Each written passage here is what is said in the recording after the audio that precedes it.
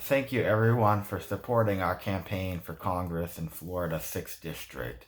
Although we did not win the August 18th, 2020 primary, coming up 3% short, over 28,000 of you voted for a big change in our national government.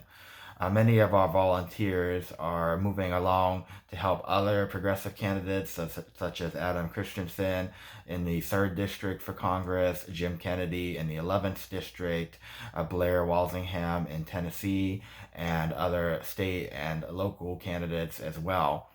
This movement we've built isn't going to stop here.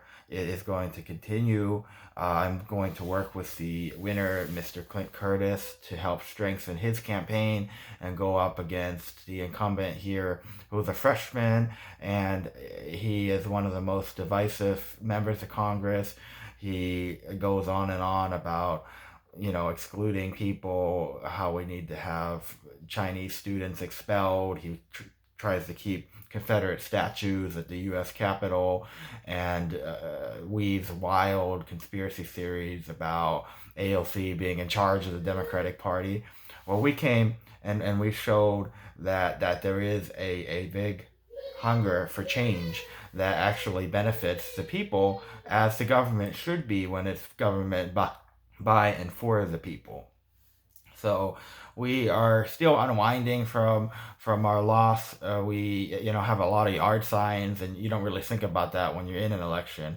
But then you got to go around, you got to pick up all these signs. It's so sad. But at the same time, as a newcomer and as someone myself who used to be a Republican, who shouldn't have been, but was kind of pushed by my family to be, people took a chance. They took a chance on me, and my opponent, now the winner, is also a former Republican. But about 15 years back, when some people would say it wasn't as different, as divided back then as the country is now. And as ridiculous as the wealth inequality and favoritism toward the top of our economy has gotten.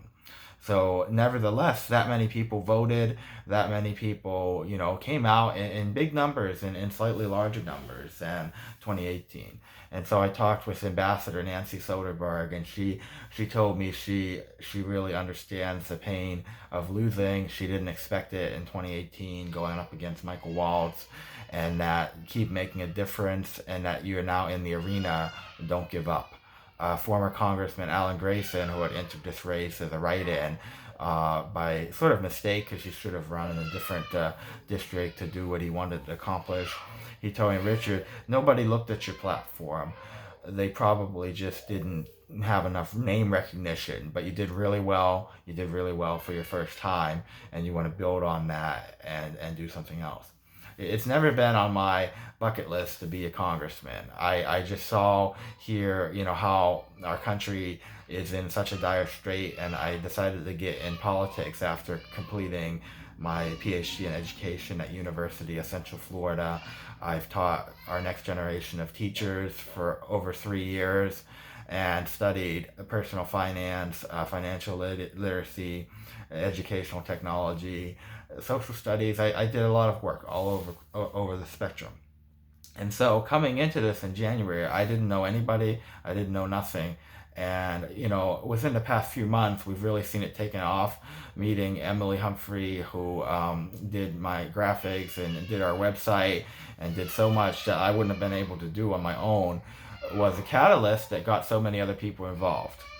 Right now, you can hear my 1.5-year-old son, and it's a picture behind me, screaming. Christy and I are we are at our wits' end with him sometimes. He's a difficult little boy. He's a happy boy most of the time. But anyway, now we'll have a lot more time to spend with him, and we'll have a lot more time to help other candidates and make a difference. And I'd like to start writing legislation anyway. I mean, if you look and you think, not a lot of people talk about what does a member of Congress actually do, and you could write up bills and give them to incumbent members of Congress, or just put them out there for candidates to use. And so I'll be involved with several different projects that are coming down the pipeline, and you'll see them very soon.